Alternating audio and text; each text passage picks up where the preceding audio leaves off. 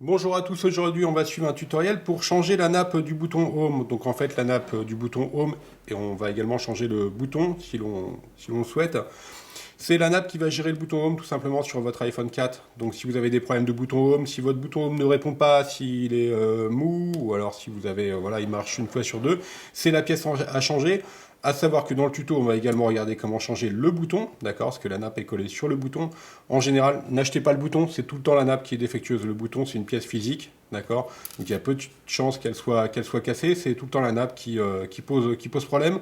La réalisation, il faut compter à peu près 3 quarts d'heure et la difficulté est notée de 3 sur 5 sur notre site internet. Donc c'est une réparation qui est peu coûteuse et qui vraiment résoudra votre problème sûr à 100% si vous rencontrez un problème avec le bouton Home. Pour suivre ce tutoriel, vous aurez besoin de 3 choses. La première chose, c'est le patron des deux montages pour l'iPhone 4. Donc c'est offert pour chaque commande qui est passée sur notre site. Simplement, on a positionné toutes les vis qui ont des codes couleurs, elles sont numérotées avec des lettres également, donc elles sont chacune identifiées. C'est important parce que sur l'iPhone 4, vous verrez, chaque vis a un emplacement spécifique. Ça permet de ne pas se tromper et de suivre le tutoriel. Donc par exemple, on va vous dire d'enlever la vis E1, voilà, vous l'identifiez très facilement. Ça permet de suivre le tutoriel et comme ça, on n'a aucun souci lors du montage. Donc ça, c'est offert. Voilà, c'est un petit fascicule en fait, un papier, voilà, qu'on offre dans chaque commande avec quelques conseils au dos. La deuxième chose, c'est le pack d'outils spécial pour l'iPhone 4. Donc vous verrez, il y en a différentes sortes sur le site. Vous pouvez prendre le plus simple si vous avez juste une réparation occasionnelle à réaliser. Ou alors après, on a des outils un petit peu plus semi-professionnels, comme par exemple les outils Kasai avec des tournevis qui sont de meilleure qualité. Ça, je vous laisse voir. La troisième chose, obligatoire bien entendu, la pièce détachée. Donc vous retrouverez la pièce détachée en commentaire de la vidéo, le lien direct en commentaire de la vidéo. Et enfin, la dernière chose, ça c'est facultatif, c'est un patron magnétique qu'on a fait développer, c'est un patron d'aide au montage. Ça coûte pas très cher, ça coûte moins de 5 euros, ça a l'avantage. Donc c'est comme le patron papier, sauf que vous positionnez directement vos vis sur le patron magnétique et vos vis ne se perdent pas. Donc là par exemple, on en positionne une, on repositionne sur le patron magnétique tout simplement. Et après, on vient récupérer la vis avec notre tournevis. Voilà. Donc vous retrouverez tous les liens vers nos produits directement en commentaire de la vidéo. D'accord. Vous bénéficiez également, et ça c'est important, de 10% de remise avec le code YouTube que vous en rentrez lorsque vous allez valider votre commande sur notre site internet. Voilà, je vous laisse suivre le tuto maintenant.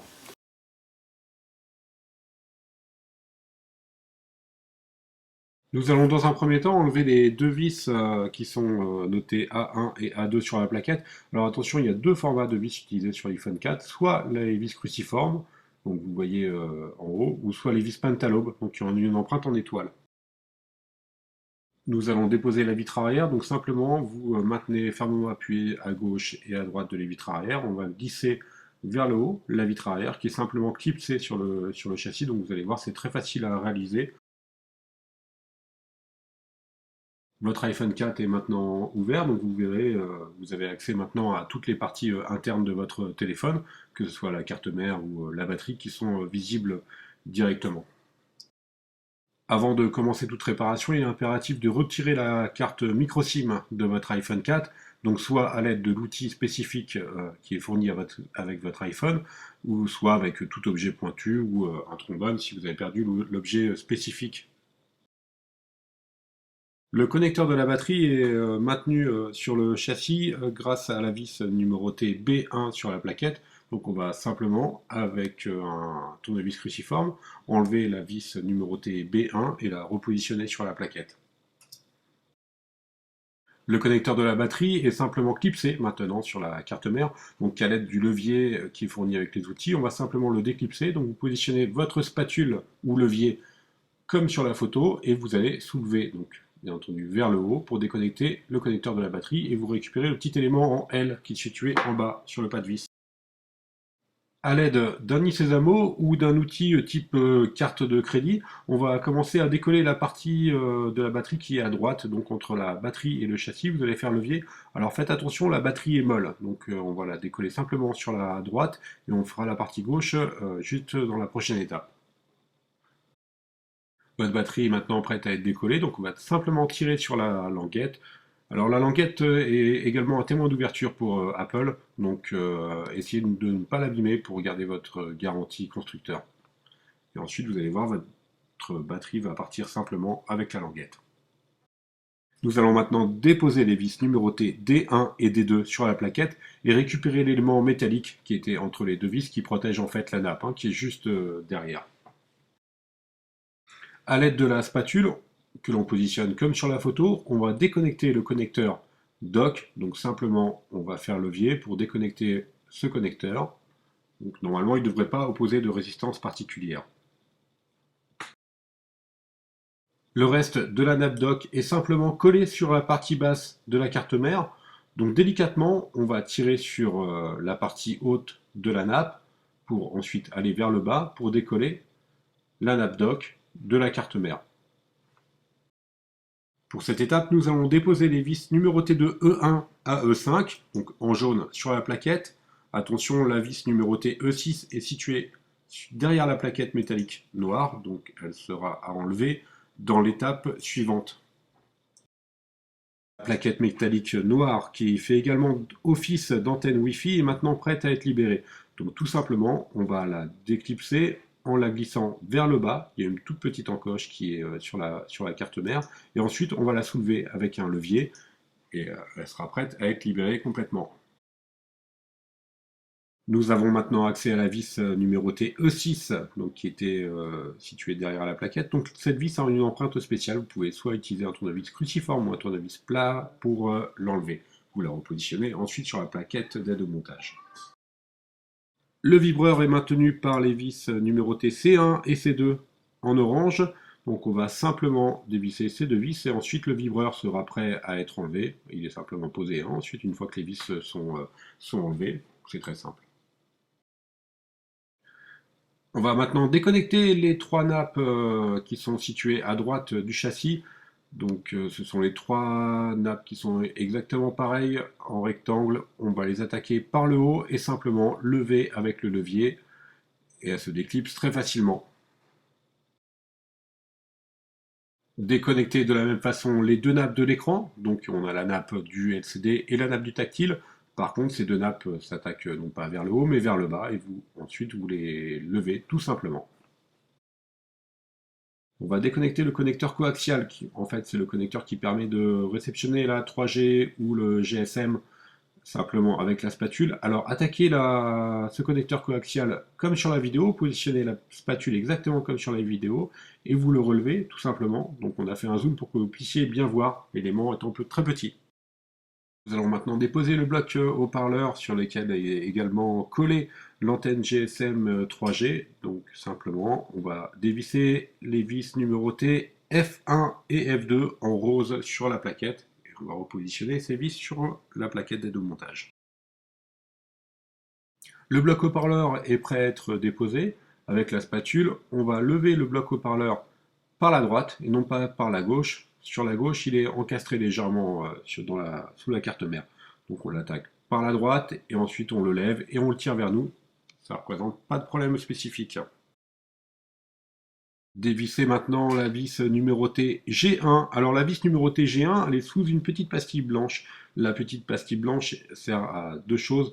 D'une part, c'est un capteur d'humidité, donc quand elle vire au rouge, votre téléphone a pris l'eau. Et ensuite, c'est un témoin d'ouverture pour Apple. Donc faites attention à bien le conserver si vous souhaitez conserver la garantie. La carte mère est maintenant prête à être déposée. Donc simplement, avec la spatule, on va la lever et ensuite la ramener vers nous en faisant attention aux nappes qui sont situées en haut pour ne pas les abîmer. Si vous rencontrez la moindre résistance, c'est que vous avez sûrement dû oublier une vis, donc refaites le tutoriel à l'envers pour voir quels éléments vous avez oubliés. La vitre est maintenue sur le châssis, notamment grâce aux vis numérotées de J1 à J6 qui sont sur le côté de votre châssis.